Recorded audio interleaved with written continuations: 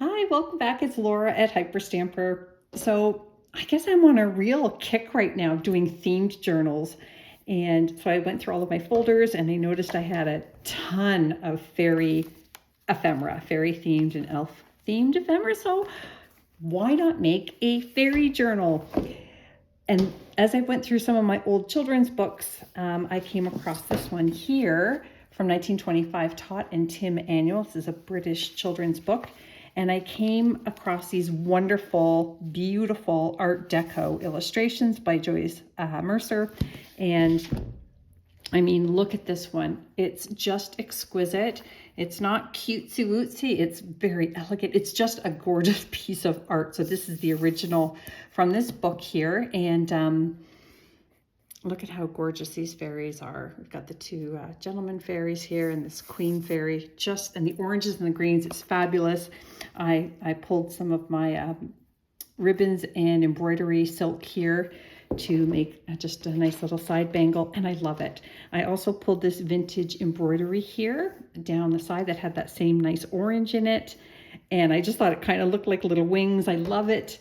The book itself is a 92-year-old book, and it is on language of the hands, which was actually originally a palm reading book, which is kind of cool. So yeah, and it's huge. It's 7¼ by 10. It's just a massive junk journal. And let me take you on a little tour of this before I put it in my Etsy store. This was the original signature that somebody put in the book. And this is the first page of the original book there. And so is this one here, Palmistry for All. I love that. And then another signature here, maybe a second owner of the book. And this is exquisite. These actually have some value, so I didn't decorate them on the backs, so that if somebody did want to cut them out and maybe frame them, they could. These are beautiful illustrations by Nellie Littlehall Umbertatter, and it's the Wind Gatherers. And on one side here we have the fairy wind gatherers. They're so sweet. And then over here is their homes. So that's the homes of the wind gatherers. And I love it. It's spectacular. It's perfectly set for this junk journal, for a fairy themed junk journal. Now I got this piece here from a 1927 My Book House, and we've got the little girl here under the water who is looking for the underwater mermaid, which is up here. And then over here, we've got a storybook from Raggedy Ann called Raggedy Ann and the Fairy's Gift. That is pretty cool. Who knew, right? And I just added some of this from a Trees of America book, vintage book from the early 1970s. So it is over 50 years old. And yeah, I just thought they were pretty, somewhere fairies might live.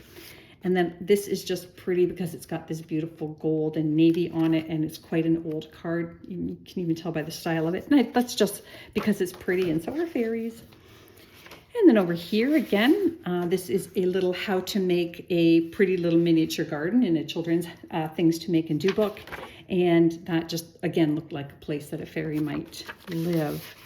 And this has nothing to do with fairies at all. It's just really cool. And I always like to put in at least a couple of old antique receipts and such. So look at all the great stamps and rubber stamps as well on there, date stamps. I love it.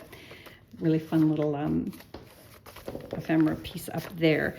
Now this here is spectacular. It is a Heath Robinson plate, and that is a 1940 painting of Midsummer Night's Dream. This is of course a replica, but it is from a very old vintage book. So about a 70-year-old book, and it's absolutely exquisite. Look at this beautiful fairy here. It's stunning. I love it.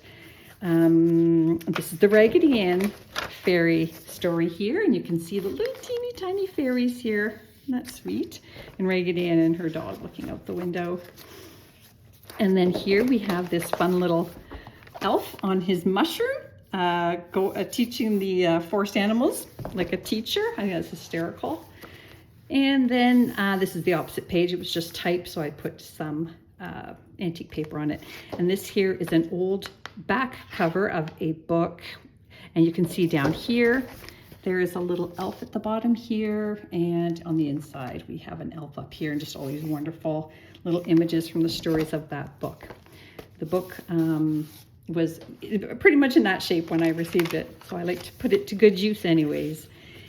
And this is from a wonderful, wonderful 1930s children's book. It's a Christmas fairy, and I think that might be the only time I've ever seen a Christmas fairy story. I've seen it in other books, but I don't know of any other stories that combine the two. Look at how beautiful that is, both sides. So I just put some antique paper here that you can journal on again. And then this is a great 1920s page here, and look at all the little fairies in the window there. Isn't that fun? This could be a great Find the Fairies book if you were reading it with a child and let them go in and find all the elves and the fairies. Some of them are really well hidden. And again, all the little pixies up here are the brownies. They are often called. And they call the grasshopper the fairy's kangaroo. Just some really nice, not fairy related, but it was on the flip side of that book and nice and colorful. This is just a really fun, I got it from here, this 1949 theater arts book. So I turned it into a flip over pocket. I thought it was just a beautiful image there. And this is a very early 1900s postcard. Never was used, but it's beautiful. It's got the tulips. And again, to me, it looks like a fairy dress. See when it's upside down?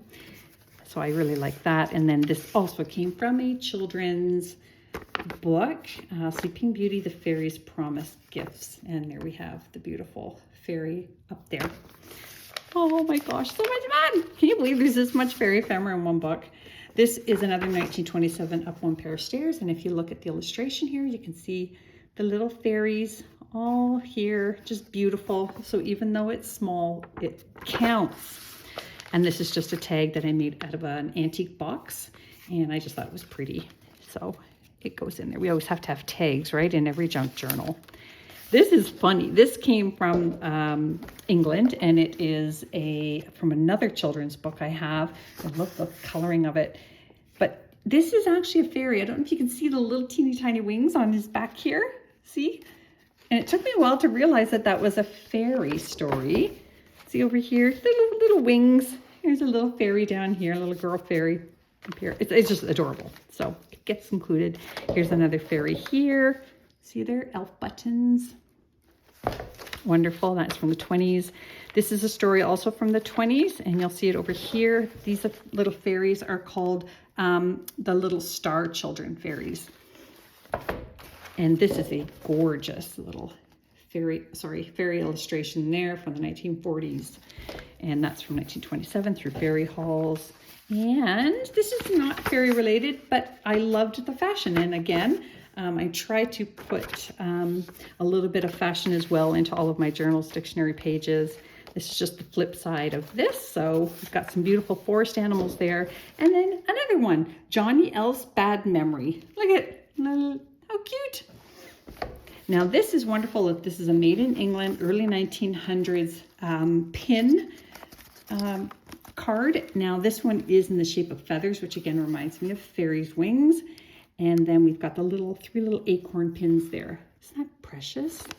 They're very rare, and yeah, they're for you if you own this journal. So this is another wonderful early 1900s children's book page. It's a little brittle, but some wonderful child got to take their crayons and color in some of the pictures.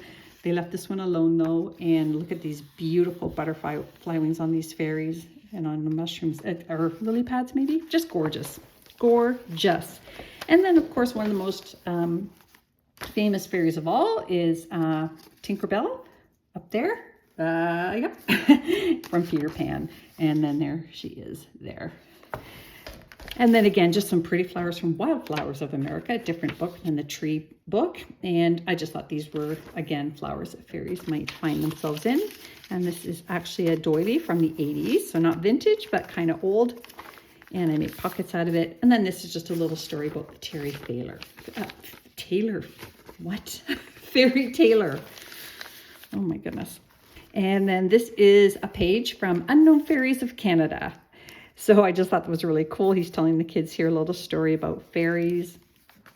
And then another one of the most famous fairies is the fairy godmother from Cinderella. And there she is, turning the pumpkin into a carriage. And up here is another elf from another story, another children's book. That one is also from the 40s. And this is just for fun color and sentimentality from 1957. So almost 70 years old, and it's just a ledger sheet, but I love the color of it. And then this here's another Elf and the Dormouse story and another tag I made. I just love the pinks in that advertisement as well. And then over here is the little elf man. Look at him. He kind of looks angry, but I love that he's standing around on all these mushrooms. That cracks me up. And then here's another one. Look at this guy. All different depictions. And then this gorgeous, this is a 1963 version of Through Fairy Halls from my book house series. But look at these beautiful fairies. You could even color them in if you wanted, because it's a black and white. This here is just some beautiful birds. This is a 1958 collector's card page from for children. And I just thought these birds, again, were pretty enough to be like the feathers of a fairy's wings. So I popped that in there as well. And there's a receipt, have to have those. And these are just really, really old antique stamps. That's Queen Elizabeth as a girl and her sister Margaret. So Princess Elizabeth and Princess Margaret. And that brings us to the original last page of the book. So I hope you love it as much as I loved making it. It's super special. Come back soon and don't forget to subscribe. Bye for now.